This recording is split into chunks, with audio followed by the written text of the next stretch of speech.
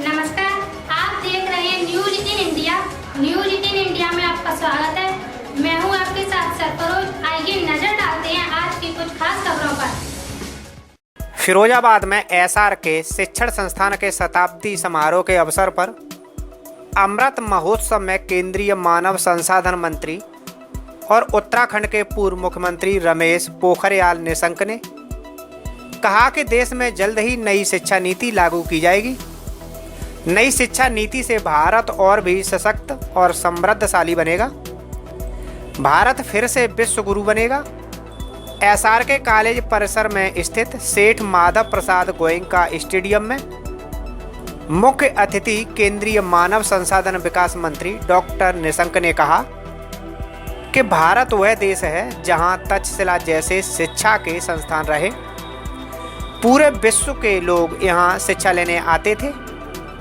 ज्ञान विज्ञान अनुसंधान की ये यात्रा फिर से शुरू की जा रही है। प्रधानमंत्री नरेंद्र मोदी के नेतृत्व में भारत दुनिया की लीडरशिप की भूमिका में है। उन्होंने योग को विश्व के 191 देश में पहुंचाया।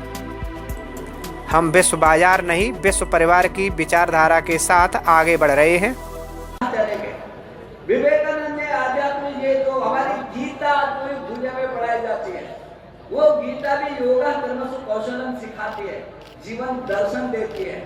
और मैं ये समझता हूँ कि जहाँ सुश्रुत की बात है, जहाँ चरक की बात है, ये आर्यभट्ट, ये शून्य पर, ये गणित के जो अंक हैं, इसका जन्मदाता कौन है, ये भी इधर ही से शुरुआत है। विज्ञान की मैं बात करूँ तो विज्ञान के तमाम ऐसे शोध, ऐसे वैज्ञानिक हमारी धरती पर हुए हैं जो आज पूरी दुनिया उन पर शोध कर रही है।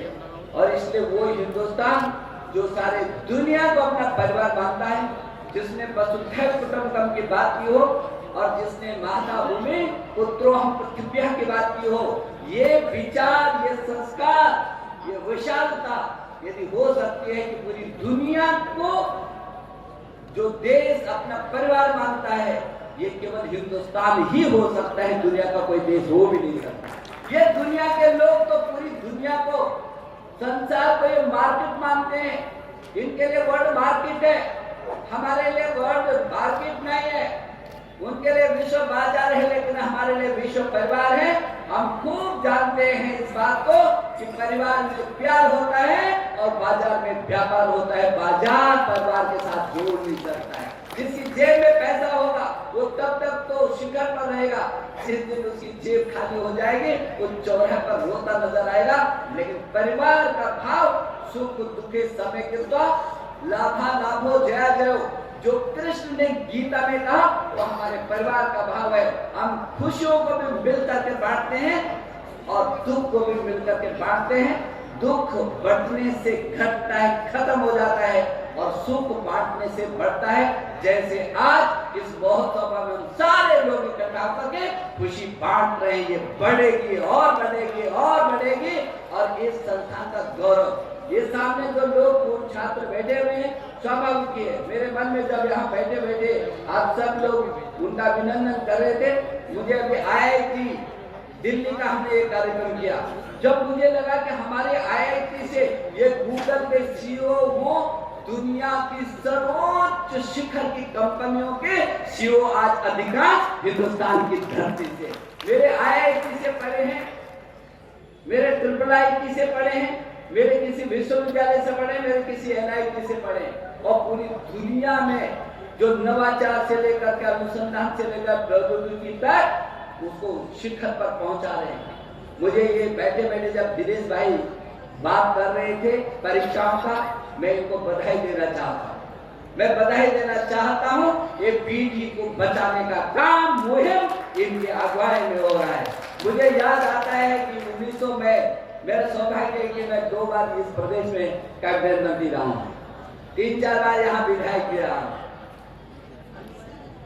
1992 में जब कल्याण सिंह जी मुख्यमंत्री बने थे और राज्य शिक्षा मंत्री थे, आज वो फिर वो जो 20 पिठाई बढ़ गई थी, आज योगी जी के मुख्यमंत्रित्व काल में दिनेश शर्मा जैसा शिक्षा मंत्री आज उसको चरितार्थ कर रहा है।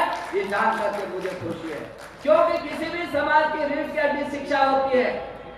यदि बच्चा किसी परिवार के बच्चे की आंखों में आंख डाल करके देखेंगे, पता चल जाएगा उस बच्चे का क्या भविष्य है।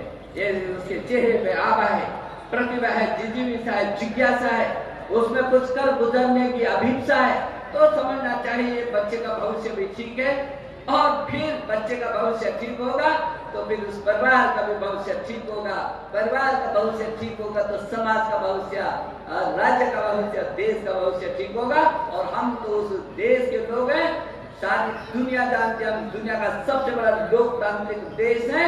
यदि दुनिया में सुख, समृद्धि और प्रगति का कोई रास्ता जाएगा तो हिंदुस्तान की धरती से गुजरता है। और इसलिए ये बहुत जरूरी है कि शिक्षा जो ये रीढ़ की हड्डी है, जैसे आदमी खड़ा चुस्त दुरुस्त रहता है, लेकिन रीढ़ की हड्डी टूट गई तो सारे शरीर के जितनी भी धमनियां हैं, हड्डियां वो काम करने स्थिर तरीके से वो वही स्थिर हो जाती है, आदमी खड़ा नहीं हो पाता। ऐसे ये शिक्षा है। पूत कपूत तो धन संचय क्यों, और पूत सपूत तो धन संचय क्यों। और इसलिए ये भारत की संस्कृति रही है अपने पूत को सपूत बनाने की। यदि वो उसको आपने सपूत नहीं बनाया और बहुत संपत्ति आपके पास है तो वो पुत्र आपका चौराहे पर नीलाम कर देगा और आपको दर भटकने के लिए मजबूर कर देगा। लेकिन पुत्र यदि सपूत हो गया तो आपके पैसे की जरूरत में पूरी दुनिया आपके चरणों में ला करके वो खड़ा कर देगा। ये कांग्रेस कह रही है। पहले तो मैं बताऊं कि उत्तर प्रदेश में माध्यमिक शिक्षा बोर्ड की परीक्षाएं बड़ी शांतिपूर्वक ढंग से और नकल विहीन परीक्षाएं हमारी संपादित हो रही हैं। 1,90,000 हमने CCTV कैमरे लगाए हैं और 1,88,000 कक्ष निरीक्षक बैठे हैं जो परीक्षा का निरीक्षण कर रहे हैं। 94,000 कमरों में परीक्षा हो रही है। 7,784 परीक्षा केंद्र हैं और 56 लाख से अधिक परीक्षार्थी बैठे हैं। ये दुनिया की सबसे बड़ी परीक्षा है जो उत्तर प्रदेश में बड़े शांतिपूर्वक तरीके से संपादित हो रही है। किसी प्रकार की कोताही बरतने वाला या कहीं पर नकल कराने वाला जो माफिया तत्व है उसके खिलाफ पूरी शक्ति के साथ उत्तर प्रदेश सरकार पेश आ रही है।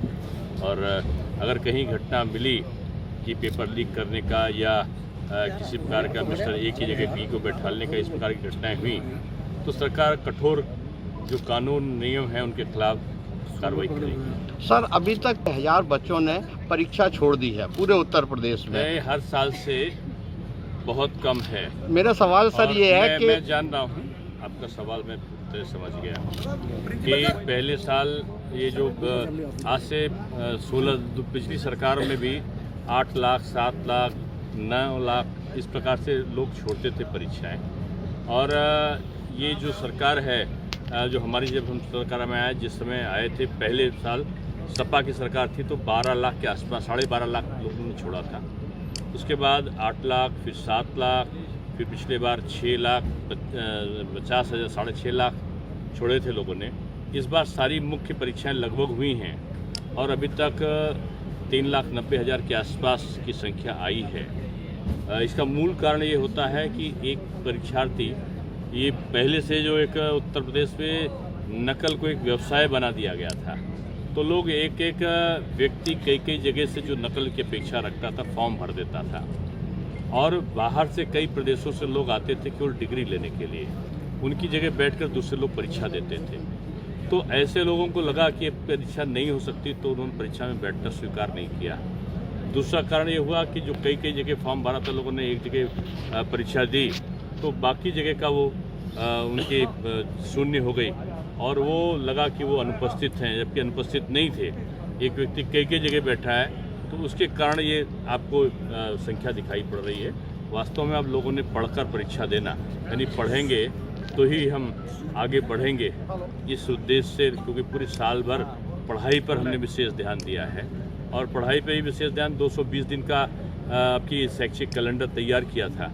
कितने दिन में क्या पढ़ाना है, एक महीने में क्या पढ़ाना, हफ्ते में क्या पढ़ाना, ये पहले से तैयार किया था और छुट्टियों को कम किया था।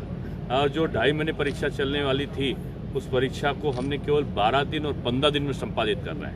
यानी माध्यमिक शिक्षा परिषद के इतिहास में सबसे कम दिनों में परीक्षा, और वो भी बदले हुए पाठ्यक्रम में, NCERT के पाठ्यक्रम में हम परीक्षा करा रहे हैं। सर उस रास्ते तो हर मोड़ पर बदल जाते हैं, पर दिशाएं कभी नहीं बदलती, जैसे कि हम और हमारा साथ हर दिशा में आपके बच्चे के साथ, आज कल और हमेशा के लिए। सील गंगा स्मारक इंटर कॉलेज, मैनपुरी रोड, माड़े, सिकोहाबाद, जनपद फिरोजाबाद। सब्सक्राइब कीजिए न्यूज इन इंडिया को और बेल आइकन को दबाइए न्यूज से जुड़े लेटेस्ट वीडियोज सबसे पहले देखने के लिए।